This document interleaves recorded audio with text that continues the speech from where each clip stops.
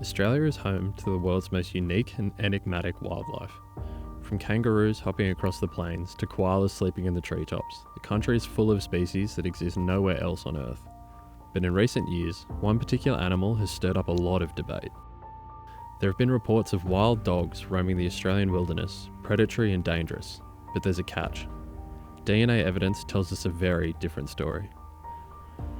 Today, we're going to dive into the myth of wild dogs in Australia and why what many thought were road dogs are in fact not dogs at all, they're dingoes.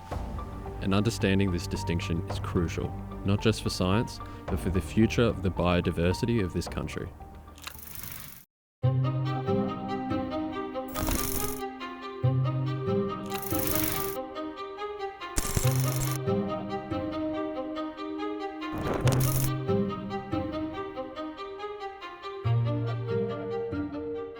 Let's start with the basics. The dingo is often described as Australia's wild dog, but in truth, it's far more than that. The dingo is a distinct species of its own, believed to have arrived on the continent over 4,000 years ago with ancient human voyages from Southeast Asia. However, over the centuries, the dingo has evolved to become uniquely Australian. It is perfectly adapted to the harsh and unforgiving landscapes, from the arid deserts to the thick rainforest. Its presence is now deeply woven into the ecological fabric of Australia and its rich cultural history. So, how did these majestic creatures come to be misidentified as a wild dog?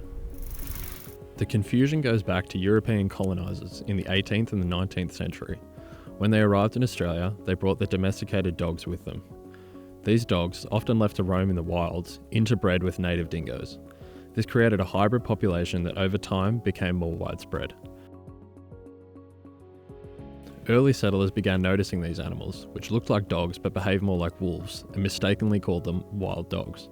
But in reality, many of these so-called wild dogs were simply feral versions of domestic dogs or hybrids of dingoes and European dogs. In recent years, advancements in genetic research have given us the tools to resolve this age-old mystery. DNA testing has shown us that what many people have been calling wild dogs are in fact dingoes. Dr. Kylie Cairns' groundbreaking research into the genetic makeup of dingoes has been challenging long-held assumptions. Her work has shed light on the intricate and fascinating genetic diversity of these iconic native animals. Dr. Cairns' research has utilised cutting-edge genetic sequencing techniques to delve deeper into the genetic code of dingoes, revealing a wealth of information about their origins and evolutionary adaptations. Using her new DNA testing method that used over 195,000 DNA strands compared to the previous tests which used just 23, Dr. Cairns has been able to prove the long-held misconception that there are very few pure dingoes left in mainland Australia. Her research shows that 87.1% of the animals tested in Victoria alone were pure dingoes despite them being listed as wild dogs. The misconception that these animals are just wild dogs oversimplifies the issue and undermines the complex ecological role dingoes play in the Australian environment. Dingoes are apex predators. They are a vital part of the ecosystem, controlling populations of other species like kangaroos, feral goats, foxes, cats, and rabbits. These interactions help maintain a healthy balance in the environment. If we continue to think of dingoes as simply wild dogs, it will continue to lead to misguided management practices like culling and trapping that disrupt their delicate balance. Despite their reputation as fierce predators, dingoes typically avoid human contact and aren't the menacing creatures some believe them to be. In fact, they've been essential in maintaining biodiversity by controlling populations of invasive species, many of which are harmful to the native flora and fauna of Australia. The term wild dog is incredibly problematic. It lumps together a variety of animals into a category that doesn't accurately reflect their biology or their role in the ecosystem. Understanding that these animals are dingoes allows us to better protect them and ensure they fulfill their ecological function. This issue is particularly important when it comes to conservation. While dingoes have long been considered pests, especially in agricultural areas, they need to be recognised for their role in maintaining ecosystem health. More and more studies show that areas with a healthy dingo population tend to have fewer invasive species and have a more balanced predator-prey relationship. So the myth of the wild dog isn't just an innocent misconception, it's a deliberate misrepresentation with real-world implications for how we manage wildlife in Australia. When we use the term wild dog, we obscure the fact that these animals are not just some foreign invader, but part of Australia's natural heritage.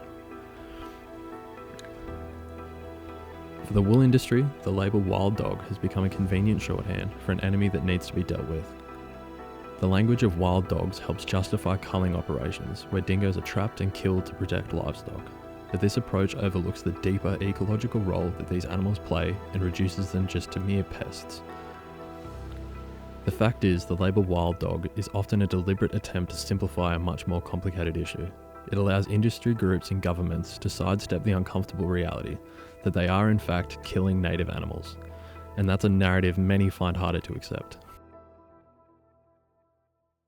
The wool industry and government's role in perpetuating the myth of the wild dog is not just a matter of miscommunication, it's part of a deliberate narrative.